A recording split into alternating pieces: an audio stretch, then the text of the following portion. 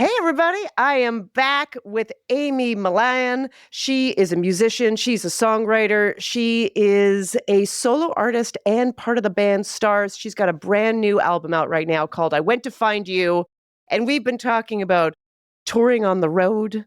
We've been talking about raising little kids and also when they get older, what you can do with your life. So this is a fantastic parenting as a joke snack. Amy, I wanted to ask you, so you were saying that your kids, 14 and 8, yes? Hmm. They are artsy. That Yes, is my greatest fear. I know. But it's organically how it's worked out. All my daughter does, she's 14 years old, and everybody is always so worried about these teenagers and their telephones. The Yeah. only thing my daughter does with her telephone, she has no social media, none at all. She's not interested, like at all, which is never asked me for anything. All she does is listen to music and sing. Like so loud every night for hours and hours and hours, song after song after song after song, is sing and sing and sing. And she's doing she auditioned for her first musical theater production. She got in.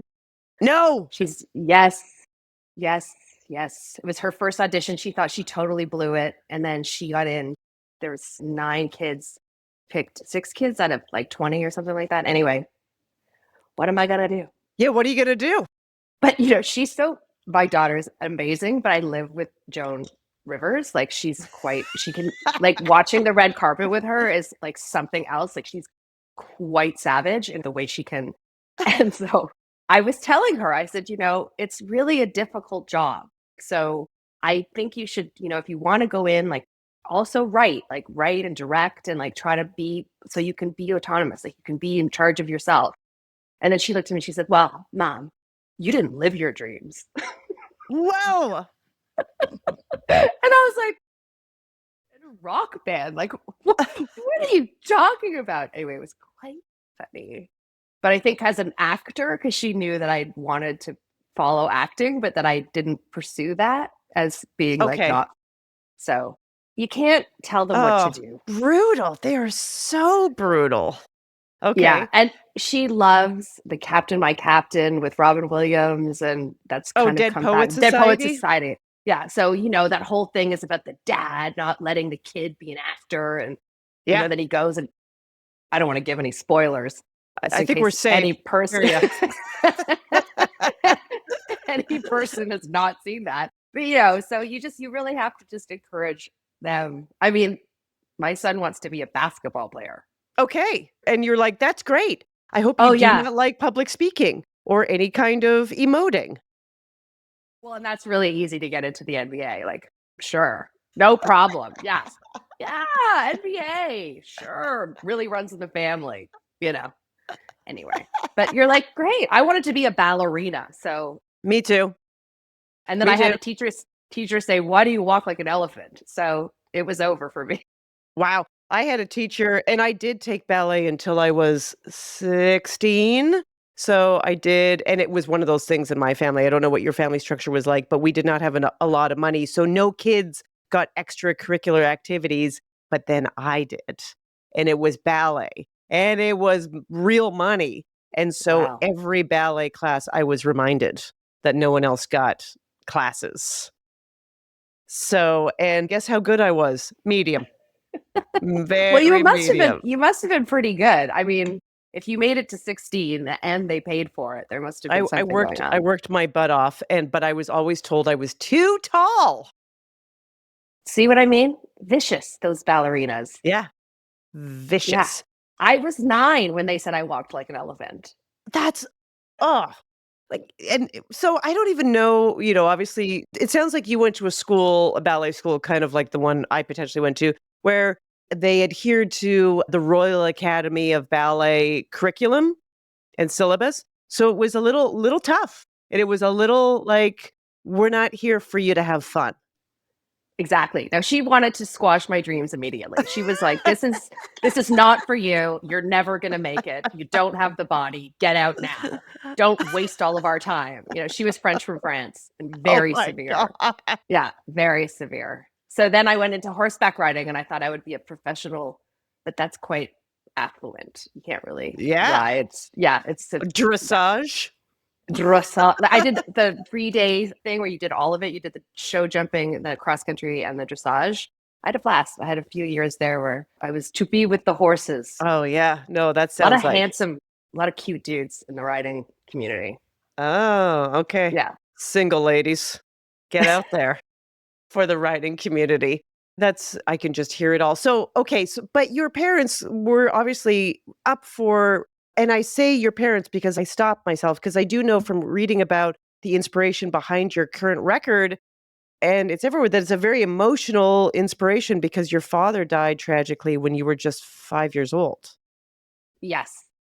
And he was a singer and he was the person that I found music with. So that's why the record is called that. And it's been really great actually because my friends' parents are dying now. So I'm just watching them speak about it publicly and it was never really a thing that I felt I could do because it always made people feel so terrible because they didn't know it's not common to have a child lose a parent at such a young age. But now I get to talk about it all the time and him. So it's been great. And my mom was definitely about that extracurricular. She always felt you should have no more than two. We had Bo in like a couple of things. She's like, I think three is too much. Two Oh, is the number. interesting. Yeah, she always thought two was a good number, but piano and some horseback riding, just to get that waspy things in place. So, do you look at the way you were raised that you were raised primarily by a single parent? Yes. And Yes. were you a kid that had to take care of yourself after school, or what kind of hours? Well, it's interesting because my mom got help. So she actually had a woman named Rita who was basically my other mother. Oh, really? And yeah, she was Portuguese and she worked for my mom. She was our nanny. So we would come home every day after school and she would be there and we were really lucky. And so she was a huge part of raising me and she was completely wild and we never had kids of her own. So we were kind of her kids. And yeah, so she definitely, my mom knew, like my mom was a real feminist. And I remember someone calling me a slut when I was in grade 4, like one of the other kids. Brutal. I Fucking know. Canadians. I know, rough, right? And it was always like the rich kids. It was a rich Yeah. kid. Anyway, they were the meanest. The Yep. meanest were the rich kids. In my school too. And I didn't even know what that meant. So I came home and I was like, Mom, what does slut mean? She goes, it means a person that slept with one more man than you have. Like it's really she was not about shaming women and I know, amazing, right? So she didn't have any problem having help in place for herself. When did Rita stop being that person? Like there was an age where you were like, I okay, mean, Rita's life is going to go on by her own now. well, Rita still, so then when we became old enough to come home after school by ourselves, she Right. would still come once a week to just tidy the house for my mom. So my mom didn't have to worry about that. So Rita never, I mean, my daughter's middle name is Rita. What So a godsend to find this yeah, person. yes, it was definitely a godsend. She was definitely a godsend. And I was her Portuguese daughter. So that's not easy. Right. Let me tell you, being raised by a Portuguese Catholic, it's intense. I got called puta a lot in my teenage years. Yeah, she was very judgy of me and she definitely was always giving me a little bit of a hard time about being out with the boys or whatever. And so when I finally had my daughter, she was like the great grandmother because she was 10 years older than my mom. But yeah, she's my daughter's namesake. So she was a huge, huge part of being able to raise two kids by herself. Wow. Yeah. So, how strict are you with your kids? How would you rate yourself on the disciplinarian scale? Knowing what it's like, obviously, to have someone that was a little stricter with you, perhaps, than your mother, sounds like. I mean, yeah. I mean, for instance, my mother used to tell me what to wear. So, Okay. like Oh, you not tell me what to wear, but if I was wearing something she didn't approve of, she would say, like, you can't wear that. like too And skimpy or something. whatever was she was in the mood to not like that day, Okay. mothers and daughters. Like a headband. I take off the headbands. You can't wear that to the party. And I was like, I'm not taking off the headband. And she said, take off the headband and you're not going to the party. And I said, I'm not taking I was, I think maybe 4. And she didn't let me go to the party. And you know what? I've turned my life into a party because of that moment. You're like, there's I gonna be know. headbands and parties every damn day. That's it. Like, I'm gonna like watch me go to every party that ever happens ever again. But we talk about it now and we laugh. And she goes, Amy, I was a kid. Like I didn't know what I was doing. She's like, I was probably in a bad mood. It was a mistake. Sorry. Sorry. But I definitely like swore that I would not tell my daughter what she could wear and not wear. And so anyway, How's that I don't going? know. It's going good. I mean, Good. right now the kids are all into cozy core anyway. So I know. It's literally like the most, if there could be anything less flattering. I mean, if you want to look at from that, it's like shapeless. yeah. And I remember being into that style too. It's like you can't see a curve or an outline if you tried. And it's nice because she's becoming a young woman. So they just want to be inside themselves. And I can totally understand that. And they don't really want anybody looking at them. She's pretty into her own self. And Yep. I can completely understand that. So off to the sweat store I go. It's great. Great. But Very easy. I think I'm not very strict. I mean, I'm strict about certain things, but I don't know. Are you strict? I don't even know what that means. I think I'm less strict than my husband because maybe somewhat like you, I am the one that's mostly leaving to do shows. And so I have a little pent up guilt, I think. And also sometimes I like lose the thread of the day today. So then I swoop in and my kid will, yeah, he sees me like he smells my little lack of backbone like a shark smells blood, And he'll be like, Mom, can I watch this, extra cartoon? And I'll be like, yeah, sure, why not? And my husband's like, what are you talking about? We said no cartoons today, stuff like Yes, that. that is the same dynamic going on here for sure. And my husband gets really, we're not married, but I mean, I'm not going to call him my boyfriend. It's not Okay, nearly that fair romantic. enough.